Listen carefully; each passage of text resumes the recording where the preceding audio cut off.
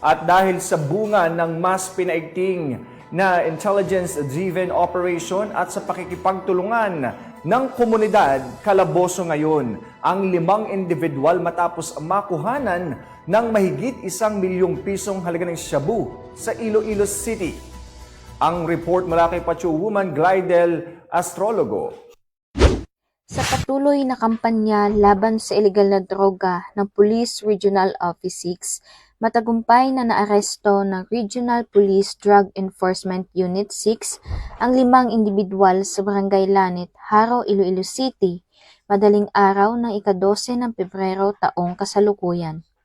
Kinilala ni Police Captain Glenn A. Soliman, Officer in Charge, RPDEU 6, ang mga naaresto na sina alias Jo Marie, isang balloon vendor, high-value individual, 56 na taong gulang at residente ng nasabing barangay at siyang main target ng operasyon.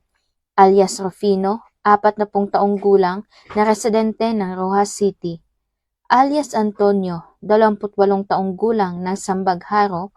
Alias John, estudyante, 21 taong gulang at si alias Elner na parehong residente ng Saraga, Iloilo.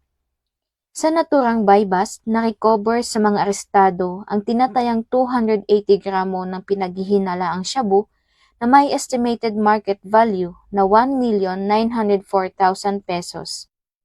Himas rehas na ngayon sa Iloilo City Police Station 3 ang mga arestado at nahaharap sa kasong may paglabag sa RA 9165 o ang Comprehensive Dangerous Drugs Act of 2002. Ang matagumpay na operasyon na ito ng Iloilo City PNP ay bunga ng mas pinaigting na kampanya laban sa ilegal na droga at sinisigurong mananagot ang mga taong patuloy na nasasangkot sa ganitong mga ilegal na gawain. Mula dito sa Police Regional Office 6, ako ang inyong PNN Correspondent, Patrolwoman Glidel Astrologo, alagad ng batas, tagataguyod ng Balitang Pulis. Maraming salamat, Patrolwoman Astrologo.